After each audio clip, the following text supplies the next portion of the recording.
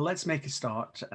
Most people are into the room, and people will join us as we go. Good afternoon, everyone from the UK. We were just commenting as we prepared for this. This is a pan-European webinar with my colleagues in Denmark and in Cyprus. Welcome to this Access Financial webinar in association with the REC on global tax aspects for contractors. What we plan to do over the next hour or so is roll through some critical issues around cross-border tax issues for contracting work, and I'm delighted to be joined on the webinar by Emma Agyemang, the FT's Global Tax Correspondent, and Kevin Austin from Access Financial to walk you through it. My name is Neil Carberry. I'm the Chief Executive of the REC. I'm delighted to welcome you along, and a timely moment to have this discussion because, Emma, I mean, you look at tax issues globally for the FT, and there's a real sense that the dog that didn't bark for so many years was international tax cooperation. There was a little bit of work that went on at the OECD. With the advent of the Biden administration and also all of the work that needs to be done around Brexit, there's a bit more of a prospect of international cooperation on this stuff now. Yeah, no, you're very right.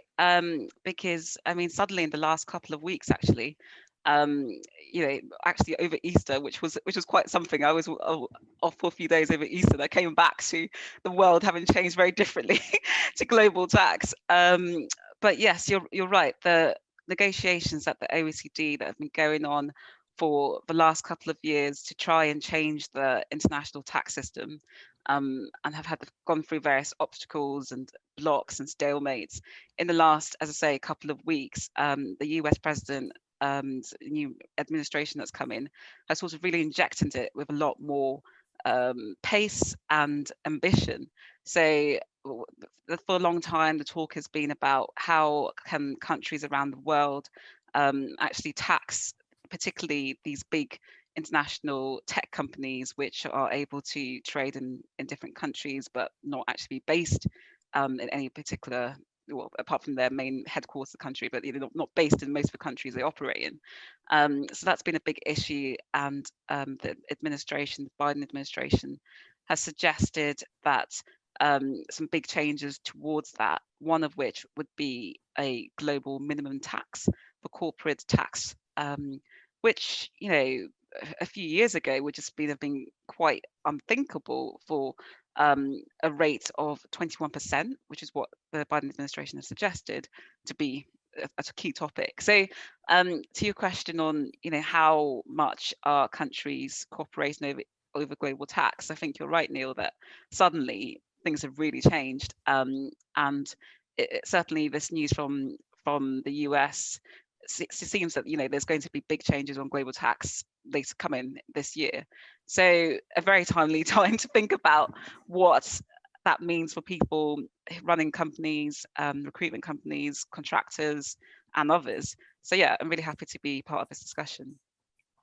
Thanks, Emma. And certainly from my perspective at the REC, the message domestically is always about compliance and high standards and making sure everything is in order. And I think the international message that you've just set out is a really important one in terms of making sure that companies and contractors have their affairs in good order in what is a changing perspective. So let me run through how this afternoon's webinar is going to run. Emma, you've kindly agreed to be our agent provocateur during the webinar. So Emma will be keeping an eye on any questions that you pose in, and she has a few sharp ones of her own to throw in. Kevin and I will run through some key topics. We have 6 or so key topics to cover off in the webinar, and hopefully there'll be plenty of time for discussion as we go. But Kevin, why don't we start with that question of harmonisation and what you think people should be thinking about on that? Well, I think the first thing that people need to understand is that this harmonisation exists against a backdrop of cooperation that has been going on since 2014, because in 2014, the OECD began its efforts at global cooperation in sharing information. It wasn't sharing tax rates or pushing for harmonization at all, but they realized that if they were going to deal with money laundering, with tax evasion, with stamping out or limiting terrorism, there had to be an exchange of information. And they've been very successful since then. Since 2014, there are well over 100 countries that are now cooperating to the extent that there is automatic exchange of information on residence by each tax authority. So the tax authorities, of course, have similar arrangements with their own bankers. What that means is that banking information in any of the jurisdictions that have signed up to the Common Reporting Standard, this information will eventually get routed back to your home tax authority. So that's where it began. And but I can tell you from our own experience that we do get inquiries from HMRC. It will approach us and say, well, what is the situation about this person working in another country? And this is how they obtain their information. So the framework is there for sharing information, and it is certainly it is increasing. The anomaly at the moment, of course, is that the US is not part of this scheme. It's really quite amusing when you consider that they're the ones who are suggesting universal minimum tax rates. They have their own FATCA regime, and which is nothing to do with international cooperation. It is pressuring foreign companies that hold information on US nationals to reveal this information to IRS. And I think one step that the US really ought to take, if they're serious about these matters, is to join in the Common Reporting Standard. Thanks, Kevin. And I think there's a real sense here, as Emma's picked up, that that the Biden administration potentially is more willing to do that.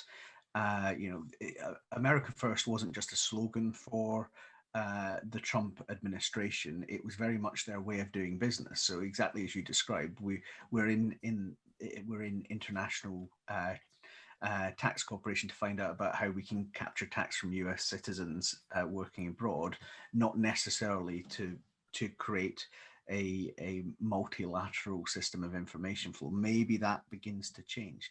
Emma, have you got any observations on this? Any questions for Kevin that you want? Yeah, no, I mean, a couple of things. First of all, I mean, how aware do you think generally, the clients that you work with, really to kind of both of you, how well aware are they that countries are sharing this kind of information about tax residents, and are they often caught out because perhaps they don't know as much as that's actually happening? Well, of course, I don't have stats, but what I've got are anecdotes. And I can tell you from some of the questions, people come to us and they ask us, can you arrange most outlandish arrangements?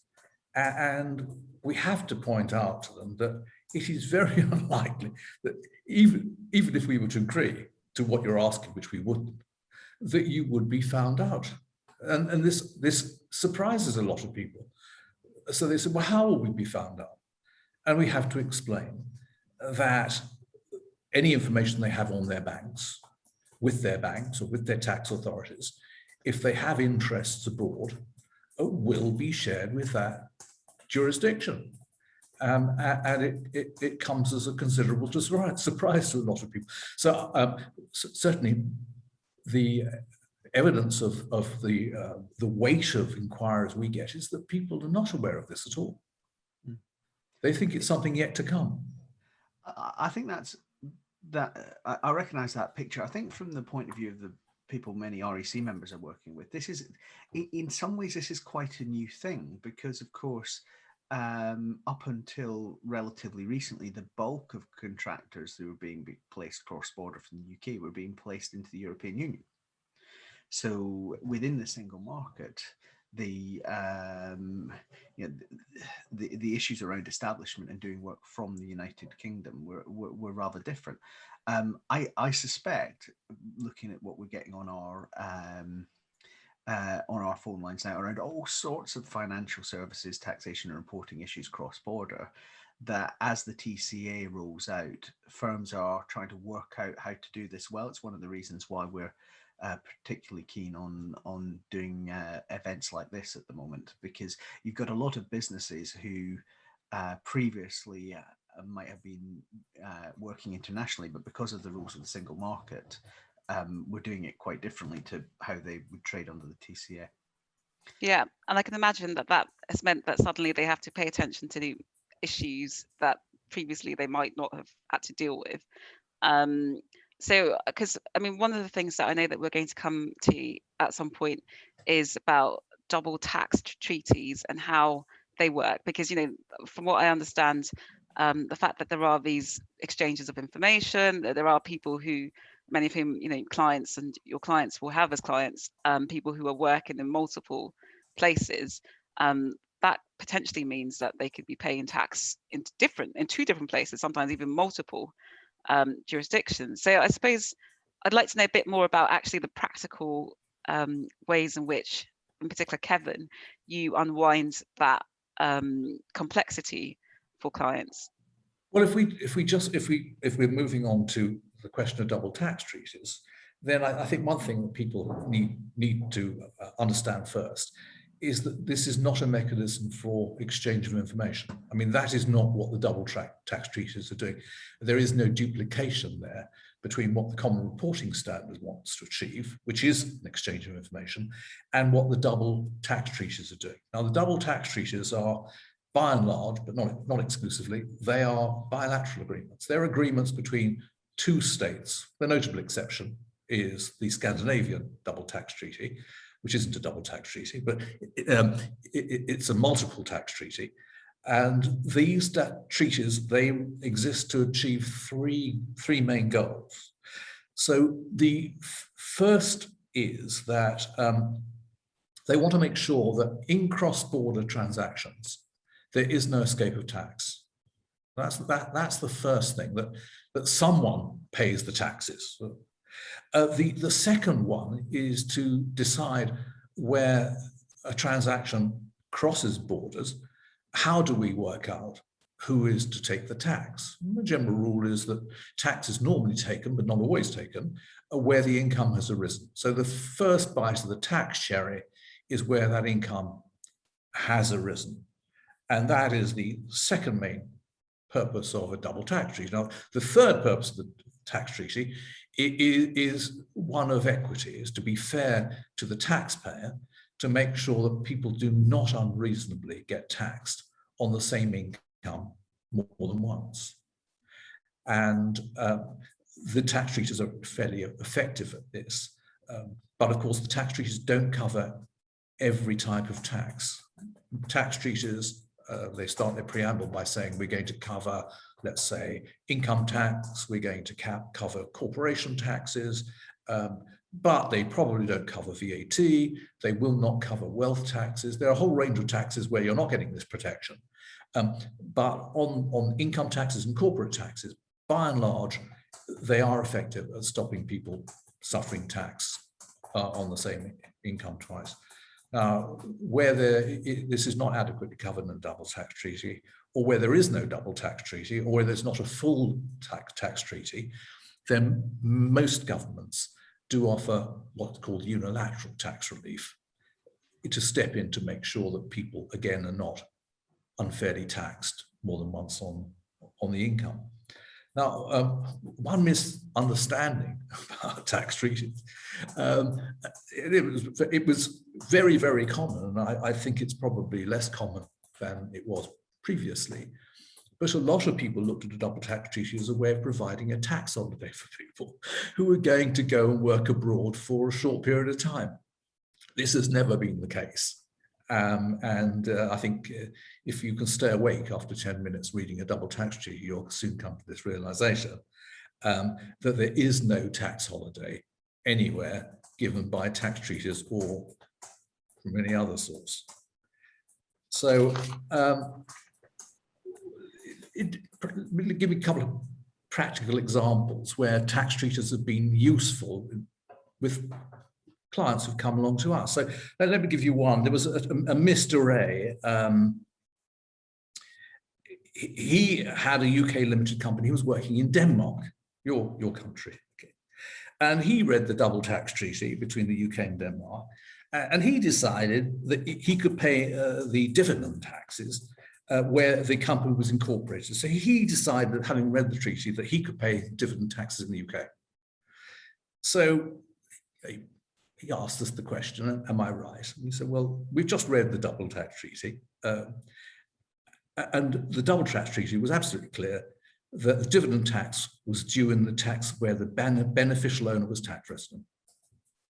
So instead of having to pay dividend taxes in the UK, they were due in Denmark. So now, if there'd been no double tax treaty in place, then it is very likely the corporation tax would be due in the UK by virtue of the fact that the company is incorporated in the UK, and the HMRC will presume the corporation tax is due in the UK, and the Danish will say the profits were earned here, and therefore we're entitled to them. So without the double tax treaty, that dividend income would have been, very likely, would have been taxed twice, unless there'd been unilateral tax relief that I mentioned before. And then we had another interesting case where a German resident wanted to incorporate a Cypriot company for some reason. So under the tax treaty between Cyprus and Germany, Cyprus should deduct dividend tax at source, and Germany could impose dividend tax on the shareholders' receipt of the dividends in Germany. But the double tax treaty was very clear. Cyprus was not applying any dividend withholding taxes, and all the dividend taxes were actually paid in Germany. So that was a very simple case. Yeah, and it's interesting to hear that, you know, you've got clients who try to work out themselves and then find out that actually they've missed a key issue. You have, I suppose, you describe them as tax hypochondriacs. I mean, they think they've got all the answers and all the diseases, but it is a specialist field, and it isn't only a question of reading what the legislation says, but it is seeing how the different tax jurisdictions actually apply these things in practice. They're not always the same. They're not always the same. And then also the other thing I found interesting is that obviously the taxes under consideration by different treaties, you said could be different, like they wouldn't necessarily include VAT in the actual treaty wording, for example. No, they wouldn't. No, they wouldn't. So working that out, I mean, maybe this is something, you know, between the two of you, I'm not sure who'd want to take it, but, you know, how exactly do companies work that kind of thing out? Like, you know, companies like recruitment companies that are placing people, and usually some of these individuals have very specific circumstances. So, yeah, what happens in that situation? Well, I think I'd liken it to, I coach and play rugby. And the best thing that I've ever been taught is the one skill you have to have before you enter a ruck, you hit a ruck to clear it out, and you're using all of your bodily force, is that you think before you do it. You think, what am I going to do? Where am I going to do it? How is the player I'm about to hit going to be safe, and how am I going to be safe? And I think exactly the same principle applies here, because I think what we've heard from Kevin so far, and from yourself, Emma, is tax authorities around the world are getting better at talking to each other. I think all of us are in favor of the idea that people should pay the right amount of tax based on the activities that they're doing. So those authorities, that level of cooperation that started, as Kevin said, a few years ago at the OECD, that's really seeming to pick up some pace, as you've said, Emma, with the Biden administration.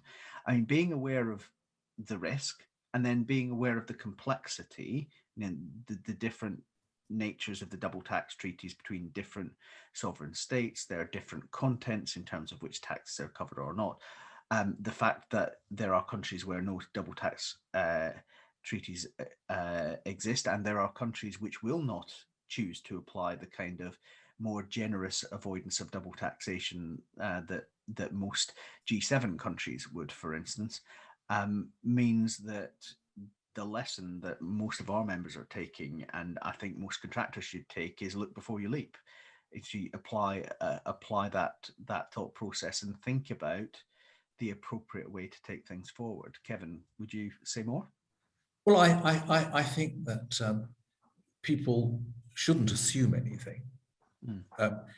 And you ought to take advice before you commit a course of action which could prove very expensive if it proves that this action was wrong. So, for example, for many years we cautioned recruitment companies against just letting people use their limited companies when working abroad. I mean, their attitude was, well, it's all right and probably won't get caught, and so on and so forth.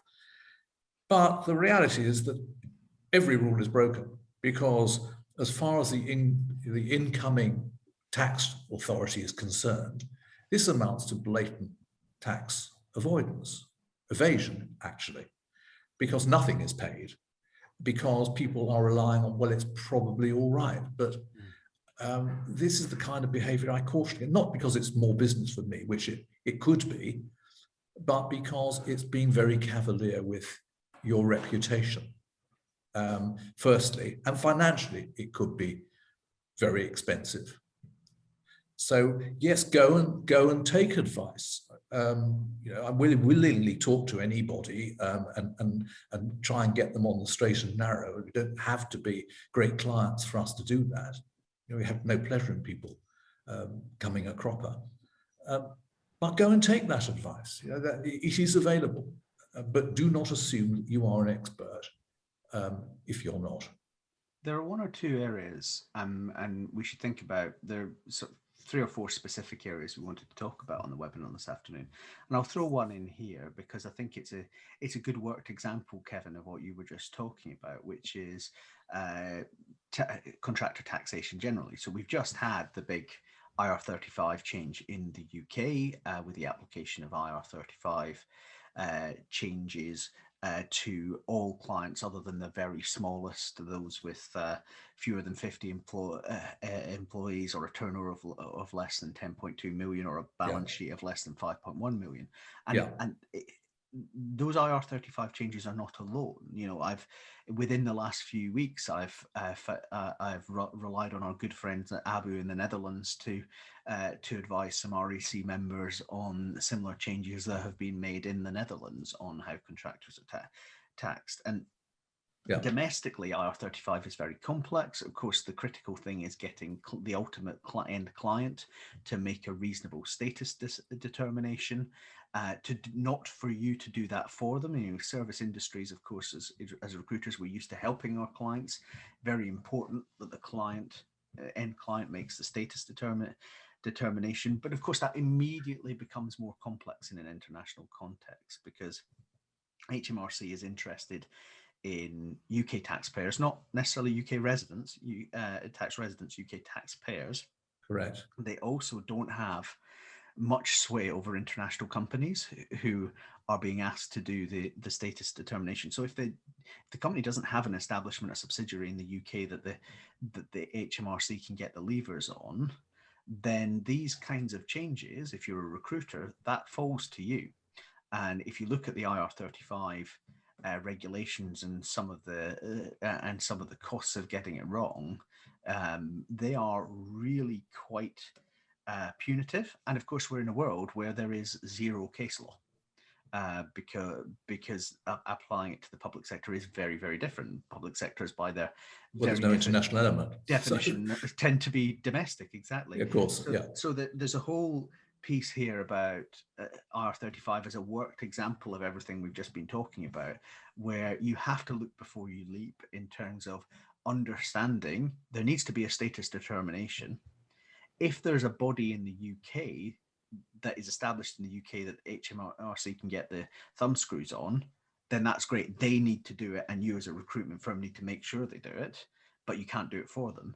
If there isn't, then it falls to you as the as the fee payer. So again, Kevin, this whole piece around looking before you leap and getting it right becomes all the more important. Yeah. Well, yes, it's fine. I just to sort of make sure that we're letting our participants also know that you're able to ask questions. So just drop them in the Q&A.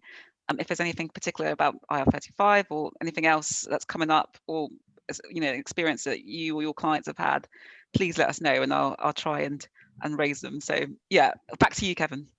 Yes, well, Neil, of course, you're only the fee payer if you are based in the UK. So what we as an organisation, the last thing we want to do is insert ourselves in a contract chain where everyone else has sort of absolved themselves of responsibility, either for doing a status determination or simply saying you are going to be caught, we're going to have a blanket determination here. We would be very foolish wittingly to put ourselves in the contract chain to become a fee payer under those circumstances. And of course, it is unfortunate that so many clients, so many end clients have decided that we want none of this. We don't want any residual risk, and we are going to refuse to give status determinations, and we are going to simply blanket everyone as being within IR35, which from my reading of the law is unlawful. But unlike murder and other grave concerns like this, there doesn't seem to be any penalties for it, you see. So this is why clients are erring completely on the side of caution. So if we talk about the international aspects, yes, if someone is not a UK taxpayer, and as you quite rightly said, that's not the same thing as a UK resident, but they would not, in other words, they're probably not providing the services in the UK, and they're not UK tax residents, then IR35 doesn't apply. And if the last person to pay, a payer, is not a fee payer under UK law, in other words, not based in the UK, then of course IR35 wouldn't apply. And my advice would be, and this is not just a pitch to get business, but if you have a contractor, a bona fide contractor, and you believe that they are not caught by IR35, and you are a recruitment company, and you do not want to take the full risk for unpaid taxes, which is what the situation is, then the best thing you can do is to find someone who is prepared to act as a paying agent, who is not in the UK, and legitimately shields you from liability. And this is what I would advise people to do. I don't like advising people, but I do think it is the best advice. In the same way I don't like advising people to set up companies in the EU because of what's been happening in Brexit. Nevertheless, if it is the best advice, then I will give it. I mean, we're not being moral here, we're being practical.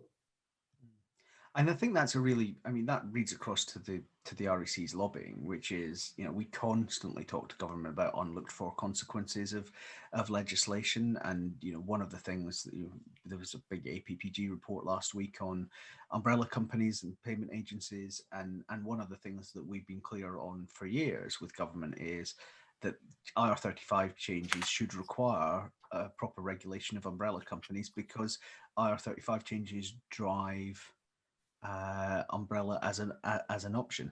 We are still fighting hard on the subject of blanket determinations. I do think actually there has been amongst some companies a bit of a change of approach over the last year, where blanket determinations have been rolled back on a little bit. But you're right, Kevin, there's still quite a bit of it about, or searching for a silver bullet. Like, people talk to me about statement of work as a possibility. Well, statement of work is a possibility where in some situations where it's appropriate, it is by no means a silver bullet to get you out of your responsibilities under IR35.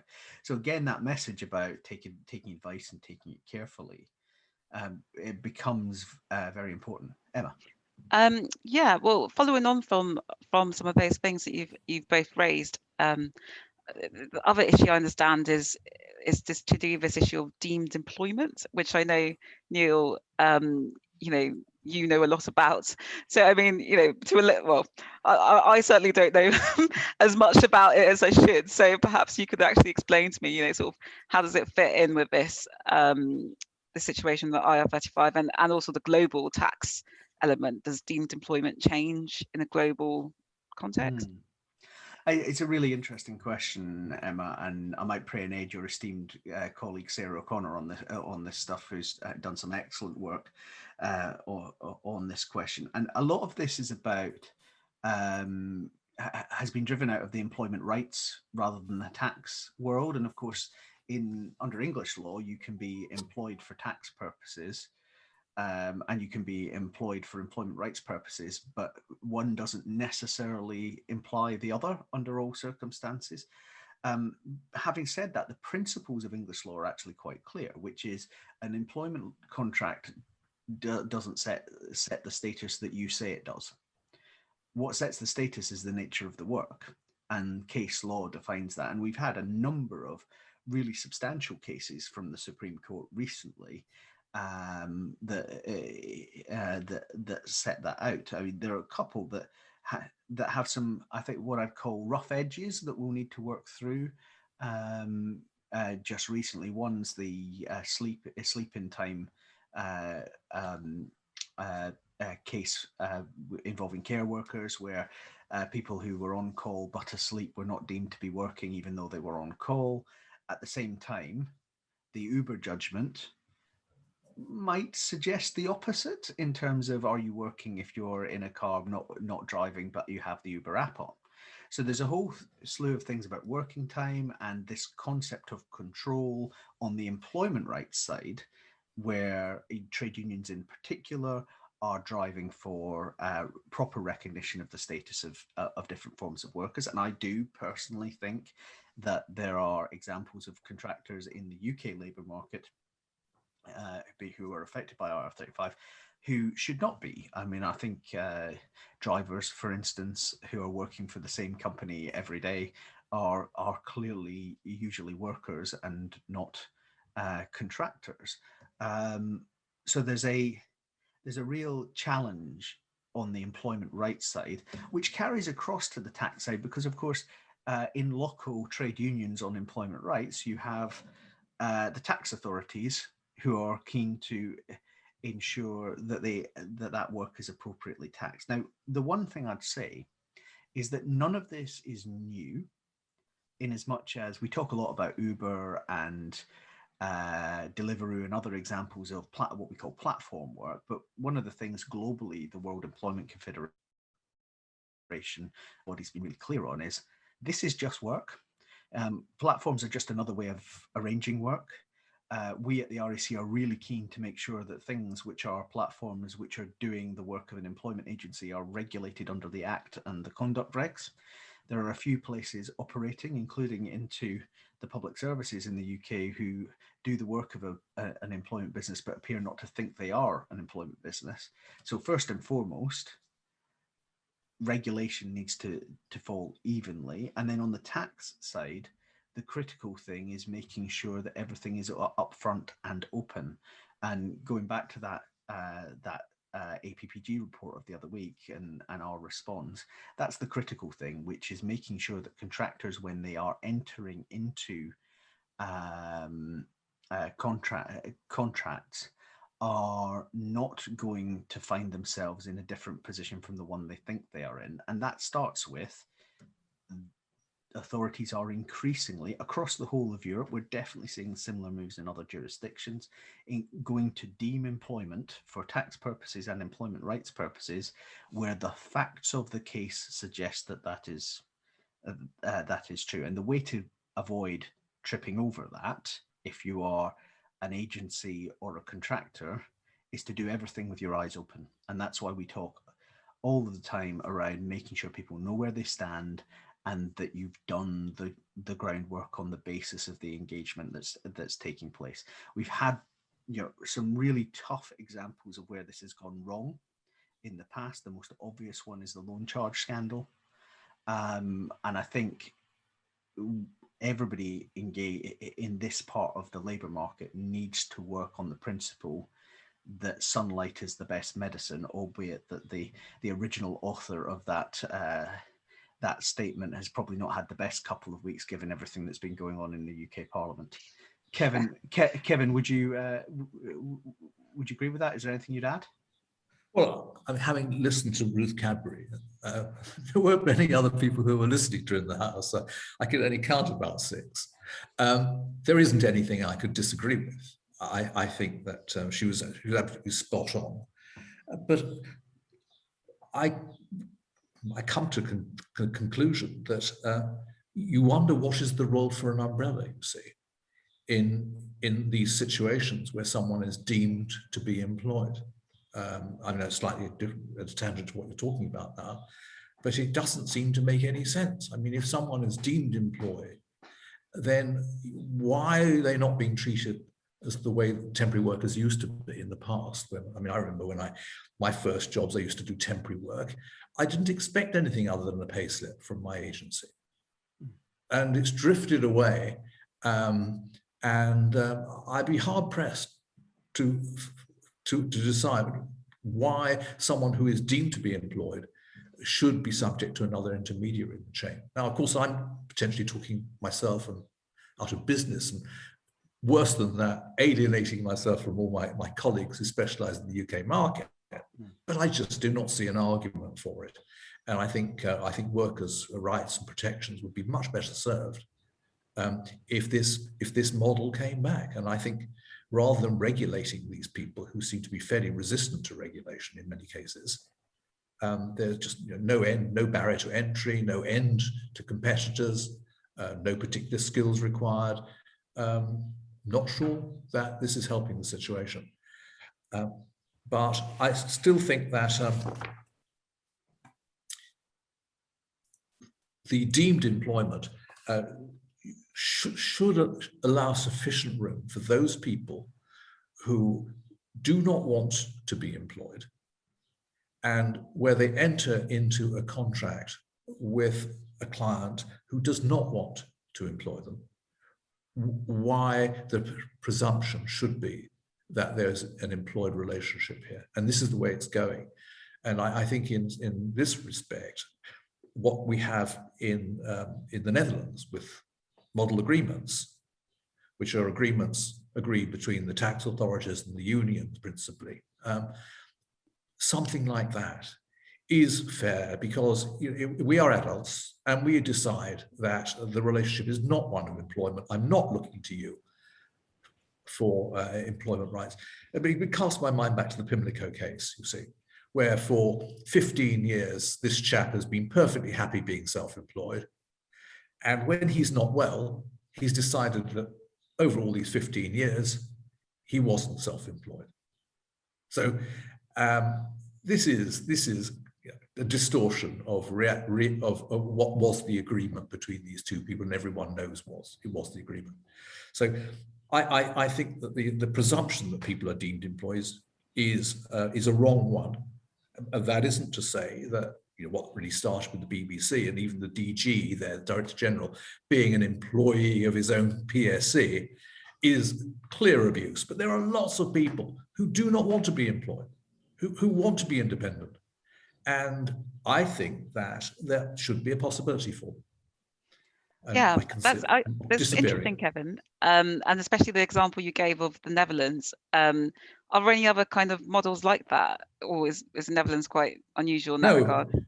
The Netherlands is unique in my experience, where you express your intention, and the tax authorities, to a large degree, will take this into account. Yeah. Okay, no, interesting. Well, I know we could stay on that, but there's other things that I know that we wanted to get to. So another issue, which I know, I haven't reported on this area this year in particular with the pandemic, the impacts of people who've been stranded in different countries because the borders have closed, airports have shut. They went to visit someone and somebody's got ill, so they want to stay, and the impact that has on their tax residency and potentially tax liability. So I just wanted to touch on that, because I know that that's an issue that also affects companies, right? So I just wondered, perhaps one of you could explain what the key issues are then and what you're seeing with your clients. Kevin, do you want to cover the 183-day stuff, and I'll cover a Yes, bit on permanent establishment and TCA? Yeah, by all means, but just to answer Emma's specific point, if we're talking about people who are overstaying their residence rules, which we can come on to discuss the residence, what happens when they breach the residence rules because of COVID? I think that's what we're talking about here. And in the UK, the HMRC made it apparent, very clear, that they will allow extensions of a maximum of 60 days spent in the UK because you can't travel, either because the FCO has said you can't travel, or because you can't get a flight, or because where you live, say you can't come. 2 months, okay?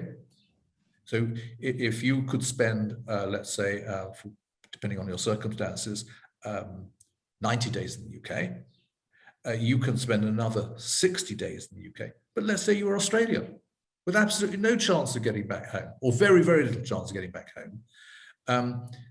The HMRC, that is the limit of their generosity.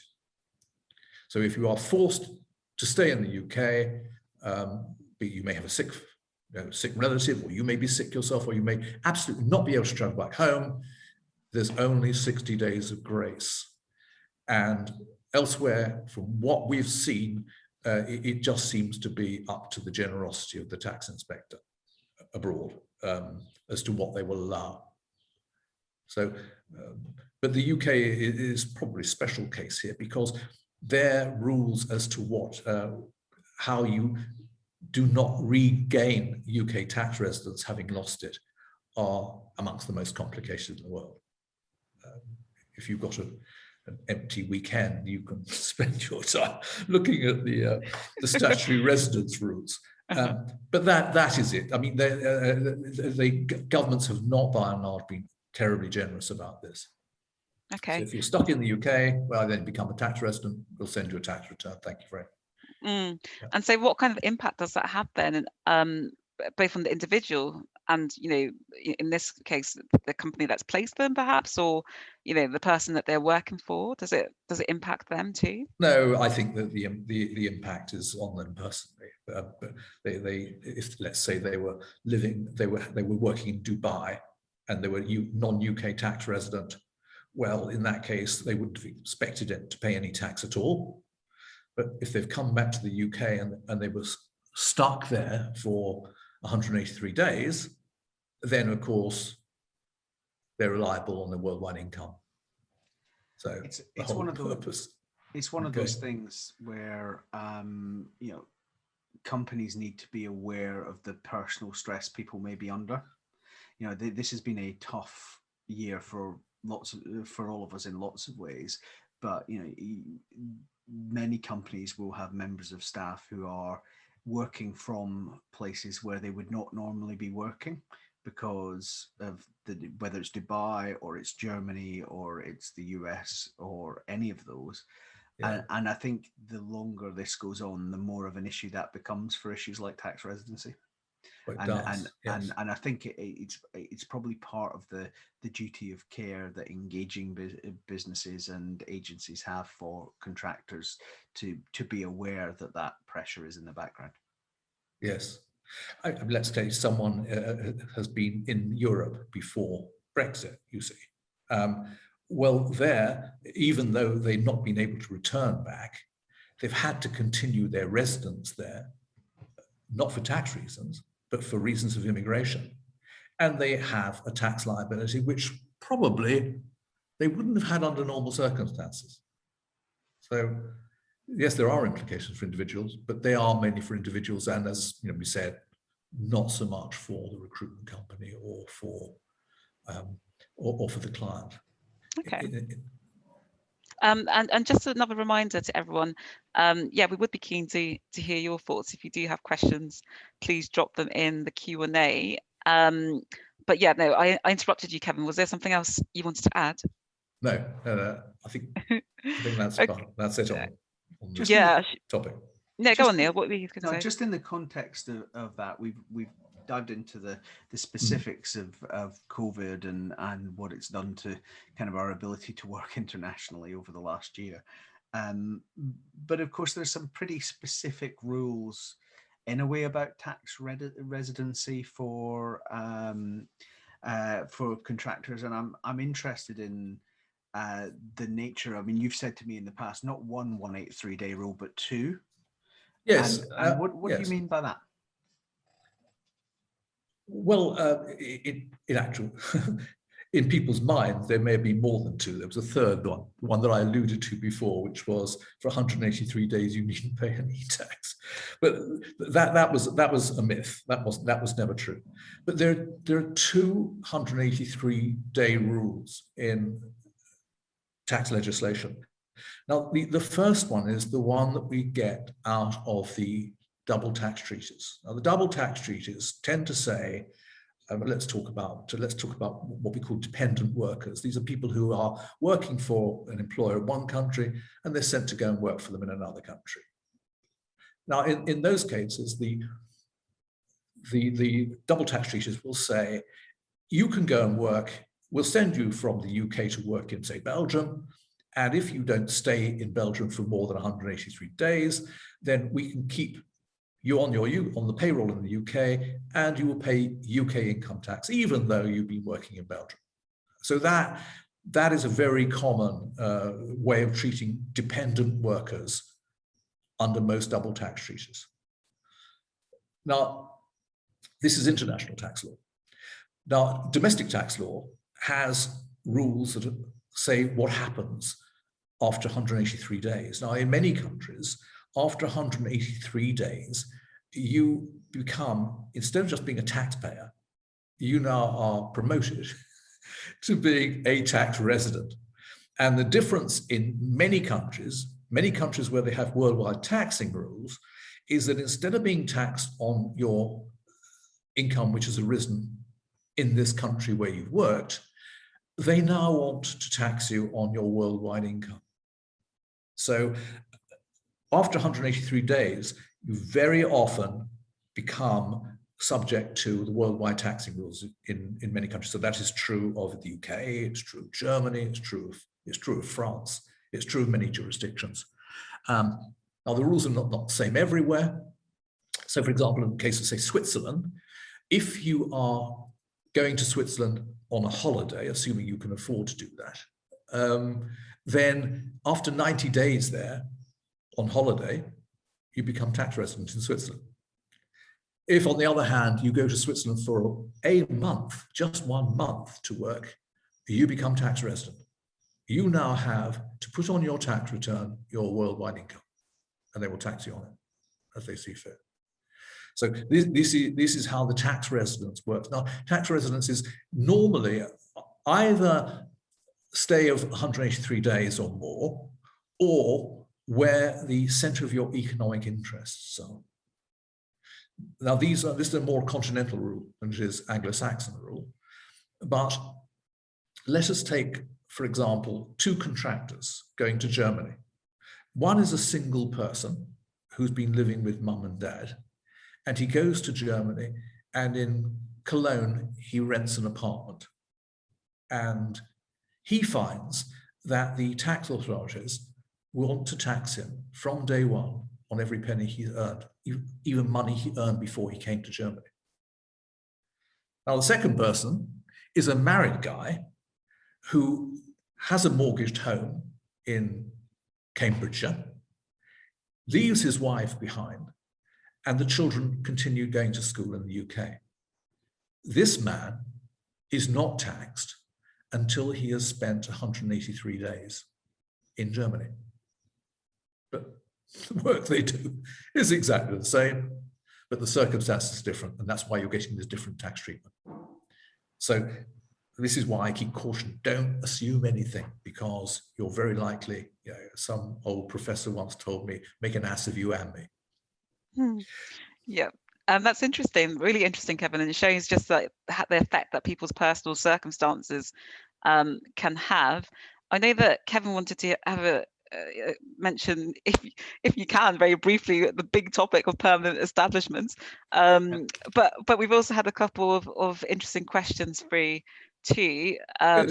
So maybe group a couple together. One's about what about a French citizen contractor who's working in France, hired by an Irish company? Would taxes need to be paid twice? And another question, which is about the double tax treaties. Does it work on a yearly basis if you work in 4 different European countries? Where are you supposed to pay your taxes? So yeah, throwing all of those into the mix.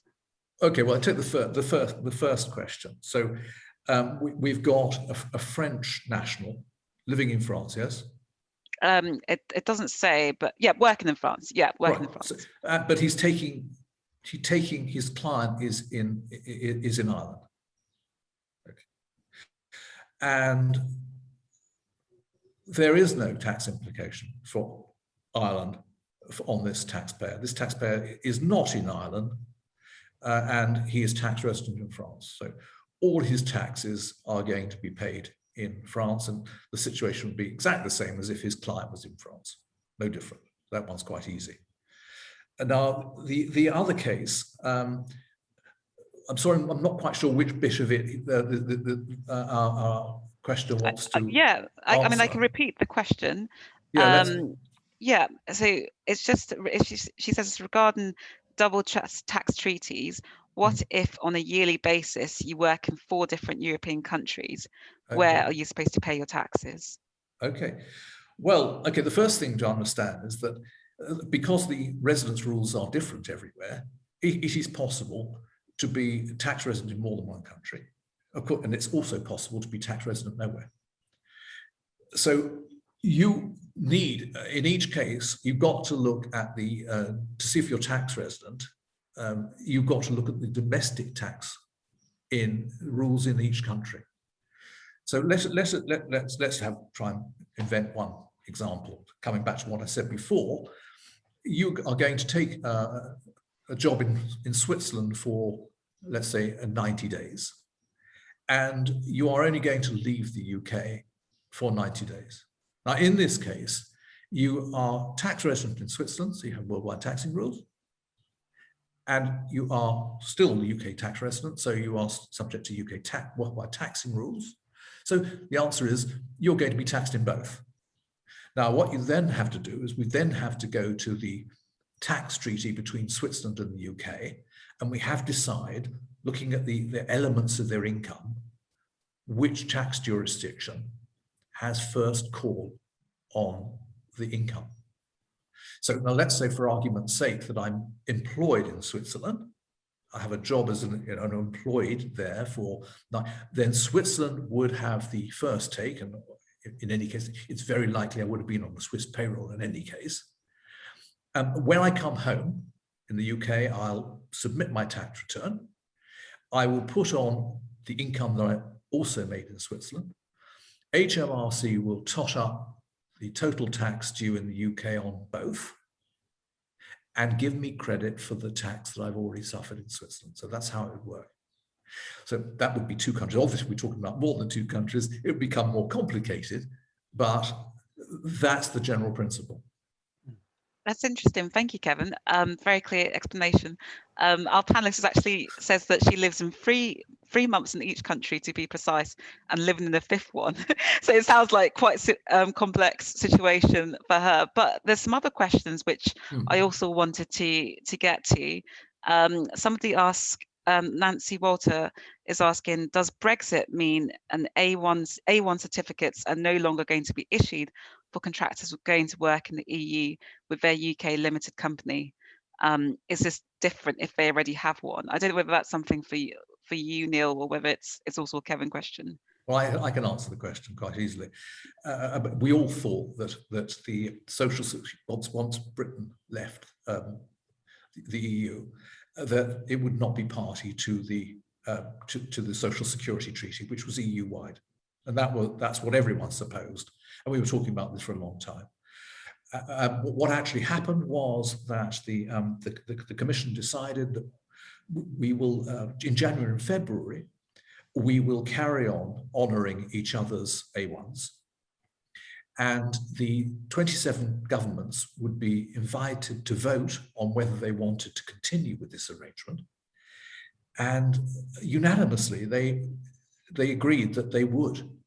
So remarkably, the A1s still continue as they were before Brexit. So if you are going to work in, let's say you're working in seconded from a UK company, I'm not talking about the immigration matters here, and you go and work for a company in France, then you can get an A1, but you can only get it for up to 24 months. That is, that is it now. So yes, they do. They're still available. Just to build on that, I think this is a classic example of how we should think about Brexit's effects on the relationship between the United Kingdom and the 27 member states of the European Union, because it's really important that we view everything that is happening as a process.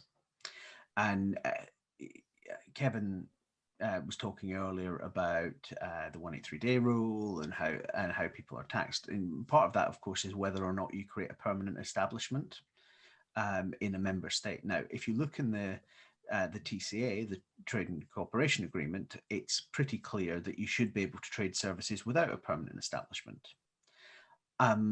Conversations we've had with David Frost recently at the REC would suggest that, shall we say, interpretations vary across the European Union. So there is an interaction between all of these policy decisions and the individual policy decisions that are being made by member states now in their bilateral relations with the UK on the tax position of contractors, and they will continue to evolve over the next year or two. That, of course, is not ideal, but I think it is just necessary to the process of Brexit, and hopefully as it settles, we'll get to a more cohesive picture where contractors and service companies can rely universally on the rights that are devolved to them by the TCA. But I think that's quite an important. The A1's a classic example of something which hasn't quite gone the way we might have anticipated. Very surprisingly it didn't, and I think that what's driven it is the third reason for the double tax treaty, which is to make sure that people don't pay social security twice on the same income. It's the same principle. Yes, indeed. It's nice to know that sensible decisions can happen if despite the complexity. Well, I think it's a theme actually of Brexit at the moment, which is that at the operational level, where none of the politics of the negotiations of the last few years exist, actually authorities are working rather well together. And if someone in the REC membership asks me for a reason to be cheerful about Brexit, it is that the pragmatic side of it is beginning to feel more like sensible decisions that are not coloured by the politics of the last few years. Yeah, well, that is sure. true. But of course, the thing about double tax treaties is that they never had anything to do with the EU. So there was no change on the UK leaving the EU. Indeed. And there are social security treaties in place between countries that are not in the EU with individual countries in the EU. So, for example, India has got social security treaties with Germany and France and Belgium. So it's perfectly possible for a third country to have a social security treaty. So it's not as odd as it sounds. And it is in each country's interest that they can send their workers to go and work abroad and still take their social security money and still keep them within their own social security system. So it is just enlightened self-interest. That's great. What a positive note to get to the bottom of the hour on. Yeah, I was going to say. We sadly haven't been able to get to all the questions, but I've seen that some people are asking for any sort of resources and also to know whether the webinar recording is going to be sent around. So maybe yes. Neil. Okay, that's a nice, simple answer. Yes. Yes, it's going to be sent around. And Kevin, where can people find out a little more about Access Financial?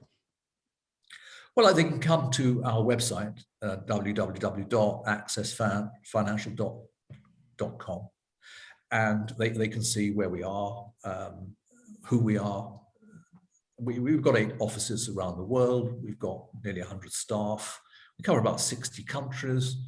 And they can come and they can play around with our calculators, and they can see how much money they would make or not make working abroad. And they can always contact us. So they want to talk to us about anything at all. You know, we're happy to talk to anybody, and particularly if people got problems and they want some help, advice, then always happy to help. The clock does not start ticking the minute we start speaking to them. So first instance, go to the website and then contact us. They can always contact me. Fantastic. People can find the REC at rec.uk.com, and of course, REC members have access to the legal helpline. And Emma, your work on global tax features regularly in the pages, and I say the pages of the FT, but I, like every other good FT subscriber, read it online these days. Yeah, well, you know, online or print, we're happy for whichever way you're reading it. Super. Well, thank you to everyone for joining us this afternoon. It's been a delight to have you along. On behalf of Kevin, Emma, and me, have a great weekend. And this is a complex area, but with a bit of caution can be navigated with good advice and forethought.